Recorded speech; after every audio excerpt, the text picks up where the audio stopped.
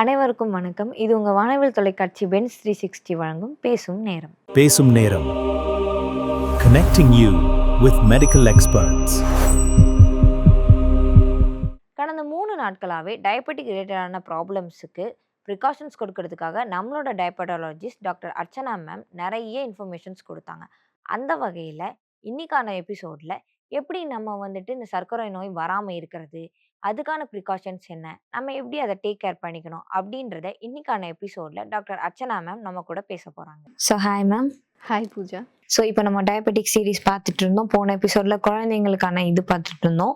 இப்போ என்னன்னா ஓவராலா எல்லாத்துக்குமே சேர்த்து ஒரு ப்ரிகாஷன் அப்படின்ற ஒரு இது நம்ம போவோம். லைக் என்ன பண்ணலாம், இதெல்லாம் பண்ணியிருக்கலாம் அப்படின்னு சொல்லி ஒரு ப்ரிகாஷனா இந்த சீரீஸை நம்ம இப்போ எடுத்துட்டு போகலாமா?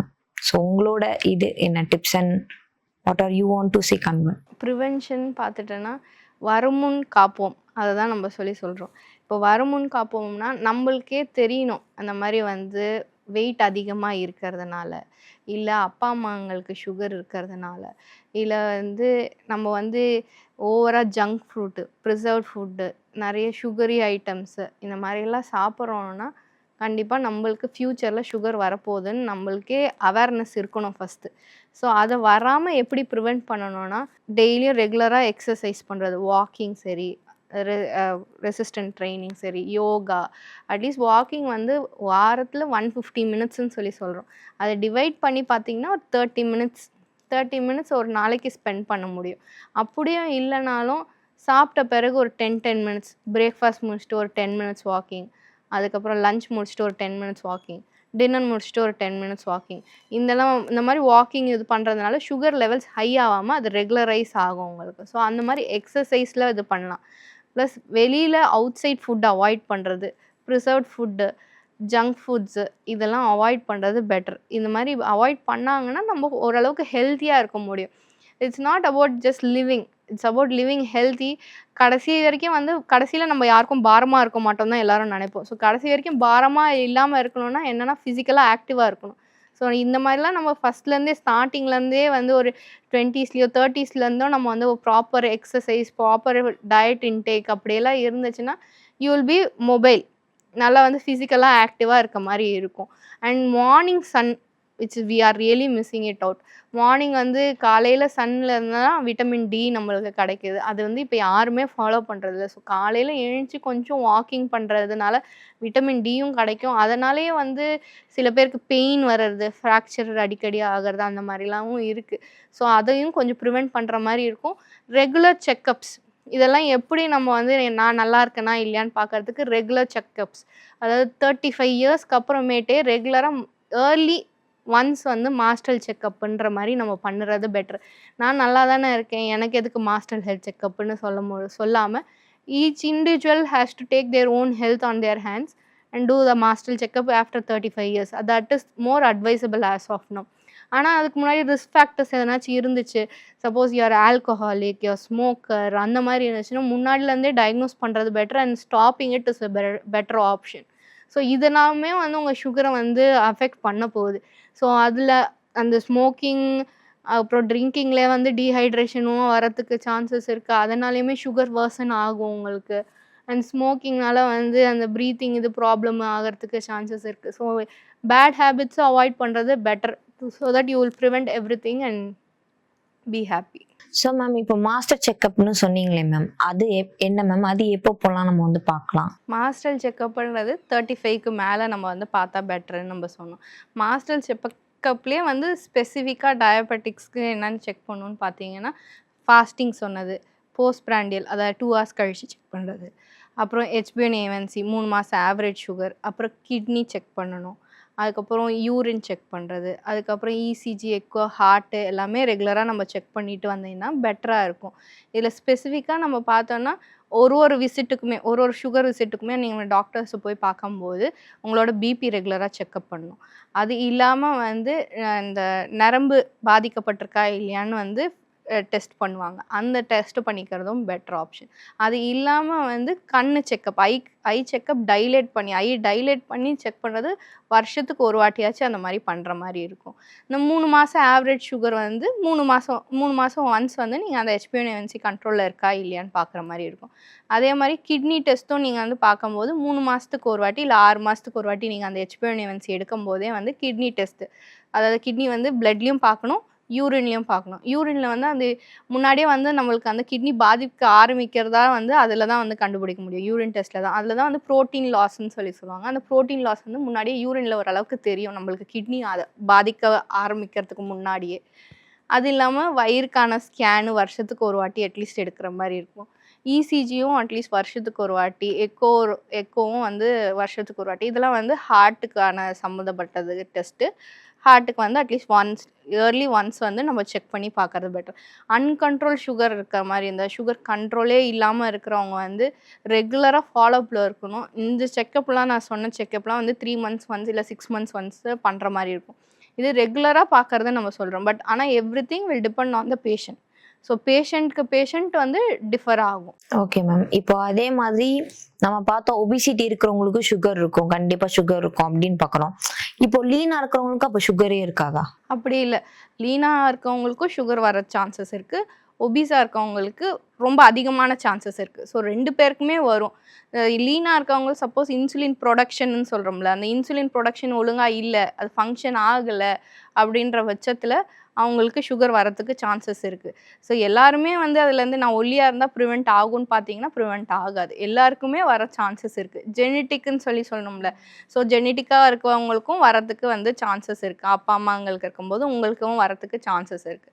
Everything requires prevention. Healthy life style modification பண்ணீங்கன்னா, எல்லாத்துலேருந்தும் ப்ரிவென்ட் பண்ண முடியும் நம்மளால. Okay doctor. இப்போ அதே மாதிரி வந்துட்டு சுகர் வந்துருச்சு. அந்த மாரி டைம்ல வந்து திடீர்னு உங்களோட பாடி வந்து ரொம்ப லீன் ஆகுறது. இது வந்து நார்மலா இல்ல என்ன மாதிரி? இதுவே ஒரு சிம்டம் தான் நம்மளுக்கு. அத நம்ம சொல்லியிருக்கோம்ல, வெயிட் லாஸ் அப்படியே வந்து பேஷண்ட்டோட உடம்பே உருக்கிரும். அதுவே ஒரு சிம்டம்ஸ் தான் நம்மளுக்கு சுகருக்கு. அது ஏன் அப்படி ஆகுதுன்னா, ஒண்ணு வந்து அந்த குளுக்கோஸ் ஒழுங்கா வந்து பாடிக்கு எனர்ஜி இது பண்றதில்ல. அதனால அதோட ஃபேட், மசில் எல்லாம் பாடியில இருக்கிறதெல்லாம் பிரேக் டவுன் பண்ணி அத வந்து எனர்ஜியா யூஸ் பண்றதுக்கு ட்ரை பண்ணும். ஸோ எல்லாத்துமே ஹார்மோனல் இம்பேலன்ஸ் ஆகி, அதனாலேயே அவங்க வந்து ஒல்லி ஆகறதுக்கு சான்சஸ் இருக்கு. இப்போ அதே மாதிரி இப்போ என்ன ஒரு நியூ டெக்னாலஜி ஃபார் டயபெட்டிஸ்ன்னு ஏதாச்சும் இருக்கா டாக்டர்? நியூ டெக்னாலஜின்றத விட இந்த கண்டினியூஸ் குளுக்கோஸ் மானிட்டரிங்னு ஒண்ணு வந்திருக்கு. ஃபேன்சியா இப்ப எல்லாரும் ஒயிட் கலர்ல வந்து அந்த ஸ்டிக் பண்ணிட்டு போயிட்டு இருக்காங்கல்ல. அது கண்டினியூஸ் குளுக்கோஸ் மானிட்டரிங். அது வந்து மோஸ்ட்டா வந்து இந்த டைப் 1ன்னு நம்ம சொல்லியிருந்தோம்ல.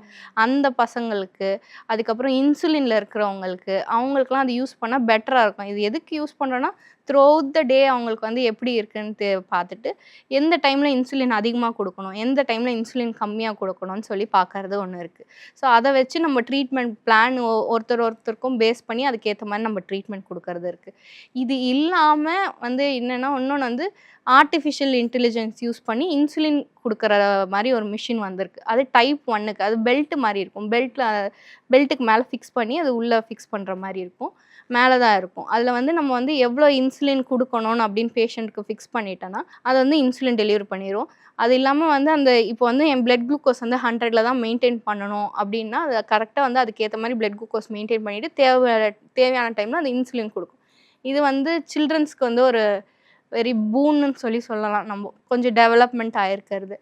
அது இல்லாம இப்போ வெயிட் லாஸ்ன்னு சொல்லலாம். ஆக்சுவலி அது வந்து ஒரு சுகர் மெடிகேஷன் தான். இந்த செமாக்ளூடைட் இந்த செலிபிரிட்டீஸ்லாம் இப்போ வந்து இன்சுலின் போடுறாங்க. அந்த இதில வந்து வெயிட் லாஸ் ஆகுதுன்னு சொல்லிட்டு. அது வந்து ஃபர்ஸ்ட்டு வந்து சுகர் கோசம் தான் கண்டுபிடிச்சது. பட் ஆனா அது போட போட வெயிட் லாஸும் வந்து பாடியில அதாவது ஒரு 15 கேஜிஸ் கிட்ட லாஸ் வருதுன்னு சொல்லியிருக்காங்க. இது வந்து இட்ஸ் நாட் வந்து ரெகுலர் மெடிசின்ஸ் மாரி இல்ல. அது வந்து வீக்லி ஒன்ஸ் அப்படி யூஸ் பண்ற மாரி. இப்போ அந்த செலிபிரிட்டீஸ்லாம் வந்து போட்டுட்டு அந்த வந்து வெயிட் லாஸ் பண்ணிட்டு இருக்காங்கன்னு சொல்றாங்கல்ல. அதுதான் வந்து நியூவர் டெவலப்மென்ட் இன் டயபெட்டிஸ்ன்னு சொல்ல முடியும். இது வந்து it's really very convenient. Weekly once மட்டும் இன்சுலின் நம்ம போட்டா போதும்.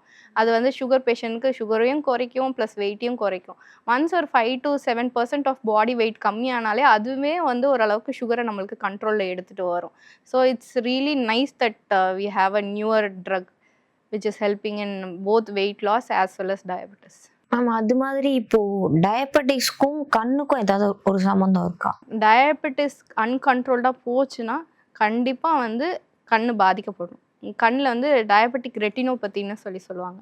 அந்த பிளட் வெசல்ஸ் வந்து வெடிக்கிறதுக்கு சான்சஸ் இருக்கு. ஸோ அது வந்து கண்ட்ரோல்லே இல்லாம, நான் வந்து என் சுகர் கண்ட்ரோல்ல தான் இருக்கு. நான் வந்து ஐ செக்கப்லாம் பண்ண மாட்டேன் அப்படின்னு சொல்லிட்டு இருந்தாங்கன்னா, லேட்டர் ஸ்டேஜ்ல they can end up in blindness also. So அது ஆல் ஆஃப் த சடன் அது பிளைண்ட்னஸ்ன்னு சொல்லி வர்றதுக்கும் வாய்ப்புகள் இருக்கு. அதுக்கு தான் நம்ம வந்து ரெகுலரா செக்கப் பண்ணும்போது, வருஷத்துக்கு ஒரு வாட்டி அட்லீஸ்ட் கண்ணு செக் பண்ணியே ஆகணும்னு சொல்றோம். ஸோ அதே மாதிரி பார்த்தீங்கன்னா மேம், இப்போ எங்க பாட்டிலாம் சொல்லுவாங்க, பாவக்காய் ஜூஸ் குடி, பாவக்காய் நல்லா சாப்பிடு, அந்த கசப்பு தன்மைனால சுகர் வராது அப்படின்லாம் சொல்றோம். ஒரு நெறைய மித்ஸ் இருக்கும். ஸோ உங்ககிட்ட வந்து பேஷண்ட்ஸ் வந்து நெறைய மித்ஸோட வருவாங்க. ஐயோ! இந்த மாரிலாம் சாப்பிட்டா இதெல்லாம் கியூர் ஆயிருமாமே. ஸோ அதெல்லாம் ஒண்ணும் கிடையாது. இதெல்லாம் ஒரு மித் அப்படின்னா நீங்க என்னென்ன சொல்லுவீங்க? பாவக்காய் ஜூஸ்ன்னு சொல்றதே அது வந்து ஓரளவுக்கு குடிக்கலாம். அதனால சுகர் குறையுமான்னு பார்த்தீங்கன்னா, ஒண்ணும் இல்ல. நீங்க பாவக்காய் ஜூஸையும் வந்து ஒரு சப்போர்ட்டிவ் ட்ரீட்மெண்ட் மாரி எடுக்கிற மாரி தான் இருக்கும். அதோட சேர்த்து உங்களோட டயபெட்டிஸ் மெடிசின்ஸ் கண்டிப்பா கண்ட்ரோல் பண்றதுக்கு எடுத்து தான் ஆகணும். அது இல்லாம வேற எப்படி வந்து கேட்பாங்கன்னா வந்து, நான் வந்து பனக்கற்கண்டு, பனவெல்லம் அந்த மாரி வந்து இல்ல ஹனி அந்த சுகருக்கு பதில் நான் இது போட்டு சாப்பிடுறேன். அதனால எனக்கு சுகர் கண்ட்ரோல்ல தானே இருக்கும் அப்படின்னா. அப்படியெல்லாம் கிடையவே கிடையாது. சுகர்ன்றது வந்து ஹனிலயும் சுகர் இருக்கும். அந்த ஜாகரிலயும் சுகர் இருக்கும். ஆல் டைப்ஸ் ஆஃப் சுகர் இருக்கும். ஸோ அதனால வந்து அந்த சுகர பெட்டர் அவாய்ட் பண்றது சுகர் ஃப்ரீ டேப்லெட்ஸ்ன்னு எடுத்துக்கலாம். அதையுமே நீங்க குவான்டிஃபை பண்ணணும். அதாவது ஒரு டேப்லெட் ஓகே. அதே வந்து சுகர் ஃப்ரீ தானேன்னு சொல்லிட்டு ஒரு 6 டேப்லெட் 7 டேப்லெட் போட்டு அதில சாப்பிட்டீங்கன்னா, அது வந்து சைட் எஃபெக்ட்ஸ் அதோட ஹெல்த்த பாதிக்கிறதுக்கு சான்சஸ் இருக்கு. So everything in minimum quantity is better. Okay ma'am. இப்போ அது மாரி இத்தனை 4 எபிசோட் நம்ம இது பண்ணியிருக்கோம். ஸோ 4 எபிசோட்லயுமே லைக் ஓகே இதுதான் ப்ரிகாஷன்ஸ். இந்த ஃபுட்ஸ்லாம் இனிமேல் நீங்க எடுத்துக்கலாம். எந்தெந்த ஃபுட்ஸ் நீங்க எடுத்துக்க வேணாம் அப்படின்னு ஓவராலா நீங்க சொல்லணும்னா என்னென்ன சொல்லுவீங்க? ஃபுட்ஸ் வந்து ரெகுலராவே வந்து பேலன்ஸ் டயட் அதுதான் சொல்றேன். ஒரு போர்ஷன் ஆஃப் கார்போஹைட்ரேட், ஒரு போர்ஷன் ஆஃப் புரோட்டீன், ஃபைபர் எல்லாமே மிக்ஸடா இருக்கிற மாரி வந்து பார்த்துக்கிறது பெட்டர். அண்ட் முன்னாடியெல்லாம் நம்ம வந்து ராகி, கம்பு அதெல்லாம் எடுத்துட்டு இருந்தோம். இப்போ வந்து ஒன்லி ரைஸ் பேஸ்டு, வீட் பேஸ்டா இருக்கு. அத கொஞ்சம் சேஞ்ச் பண்ணாங்கன்னா, நார்மல் இண்டிவிஜுவலுக்கே அது வந்து கொஞ்சம் பெட்டரா இருக்கும். அதிலேயே கொஞ்சம் ஹீமோகுளோபின் இம்ப்ரூவ் ஆகுறதா, அதுக்கப்புறம் உங்க கால்சியமோட இது, போன் ஸ்ட்ரென்த் எல்லாமே இம்ப்ரூவ் ஆகும். ரைஸ்க்கு பதில் மில்லட்ஸ் மாத்திக்கிட்டாங்கன்னா கொஞ்சம் பெட்டரா இருக்கும். எல்லாமே கஞ்சி ஃபார்மா எடுக்காம, நீங்க வந்து அது தோசை ஃபார்மா கொஞ்சம் பண்ணி சாப்பிடுறதா இருந்துச்சுன்னா, கொஞ்சம் உங்களுக்கு சுகர் எலிவேட் ஆகாம இருக்கும். அது இல்லாம வந்து இந்த தேங்காய் சட்னி, ஆப்பம், இடியாப்பம் இதெல்லாம் ரொம்ப ரைஸ் பேஸ்டு ரொம்ப வந்து கேலரி அதிகமா அது குளுக்கோஸ் இண்டெக்ஸ் வந்து அதிகமா இருக்கும். ஸோ அதெல்லாமே வந்து கொஞ்சம் சுகர் பேஷண்ட்ஸ் அவாய்ட் பண்ணிட்டா வந்து நம்மளுக்கு பெட்டர். அது இல்லாமன்னு பார்த்துட்டீங்கன்னா, வேற என்னென்னலாம் நம்ம பண்ணணும் சுகர் பேஷண்ட் அப்படின்னு பார்த்தோன்னா, எக்ஸர்சைஸ். மெயினா எக்ஸர்சைஸ் பண்றது. அட்லீஸ்ட் வந்து 30 மினிட்ஸ் வாக்கு. அதுக்கப்புறம் இன் பிட்வீன் வாக்ஸ்ன்னு சொல்லியிருந்தோம்ல. அதாவது ஒரு மீல்க்கு அப்புறமா ஒரு 10 மினிட்ஸ் வாக் பண்ணா, அது ஒரு பெனிஃபிட்டு. யோகா, அதுக்கப்புறமேட்டு வந்து ரெசிஸ்டன்ட் ட்ரெய்னிங், பேலன்ஸு, ஃப்ளெக்சிபிலிட்டி இதெல்லாம் பண்ண உங்களுக்கு சுகர் மட்டும் இல்லாம, ஓவரால் ஹெல்த் கொஞ்சம் வயசு ஆக வந்து உங்களால மொபைலா இருக்க முடியும். ஃப்ராக்சர்லாம் ப்ரிவென்ட் பண்ண முடியும். அந்த வயசாகி ரொம்ப மயக்கம் வருது அந்த மாரிலாம் இருக்கவங்களுக்கு பேலன்ஸ் ட்ரெய்னிங் முன்னாடிலேருந்தே நம்ம பண்ண ஆரம்பிச்சாங்கன்னா, அதெல்லாம் வந்து ப்ரிவென்ட் பண்ண முடியும்.